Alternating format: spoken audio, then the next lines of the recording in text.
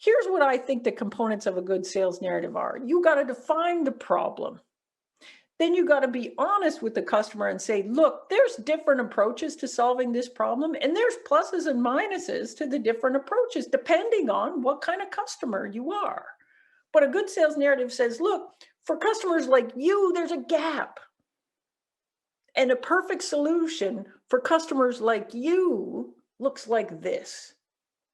And then we illustrate how we meet those requirements. That's how we uniquely deliver on that value. These are the steps.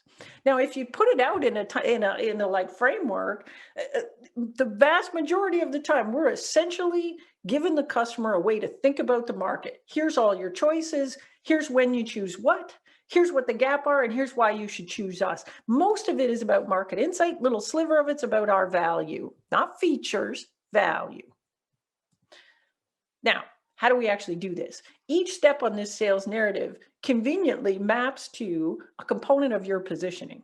So framing the problem is essentially, this is the problem that our market category of solutions solve. When you talk about mapping the approaches, that's basically taking my competitive alternatives and categorizing them, highlighting the pros and cons is really where I'm talking about our differentiators. Showing this gap thing is where we zoom in on differentiated value.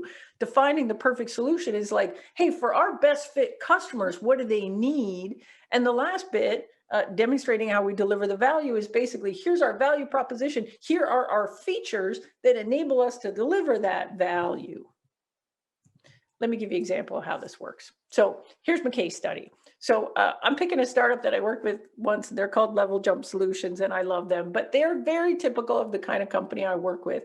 They got a really cool, innovative product, and it is in terrible market. So they compete in the sales enablement space. Here's the G2 crowd matrix for that. It's awful. There's all kinds of people on there. How do they differentiate themselves? If you look at the sales pitch that they used to do, they would do this pitch that just looked like everybody's pitch. They walk in, hi, we have a sales enablement thing. Let me show you the demo. Okay, this is how you load the training. This is how it looks for the sales reps. This is how the sales reps consume it. And way down at the end, they would show this view. And it was like, here's how you track whether your enablement is working or not, which was actually the big differentiator, but it is buried as a feature on a list of features that all sound exactly the same as everybody else in their space. So how do we fix this? First thing we did was we said, all right, let's get solid on the positioning. This is the starting point, is critical. We can't build a good sales narrative if we aren't really tight on the positioning. So we did a positioning workshop together. We started with, what are the competitive alternatives? What do we got to beat in order to win a deal? And then we said, all right, what have we got that's differentiating capability-wise? What do we got that the other folks, the alternatives, don't have?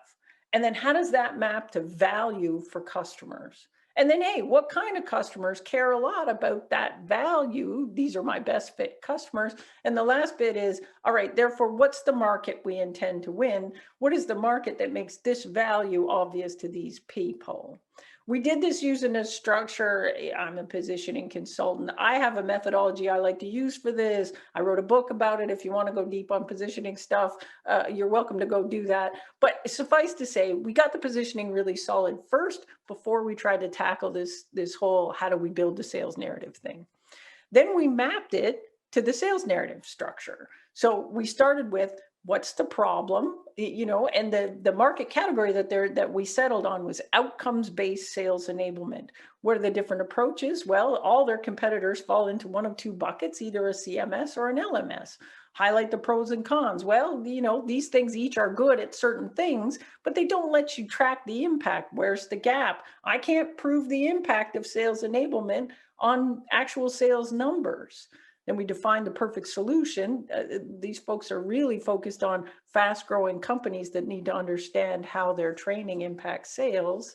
And then the last is, how do we demonstrate that we can deliver on that value? So that's where we get into, here's the value, here's the features that let us deliver on that.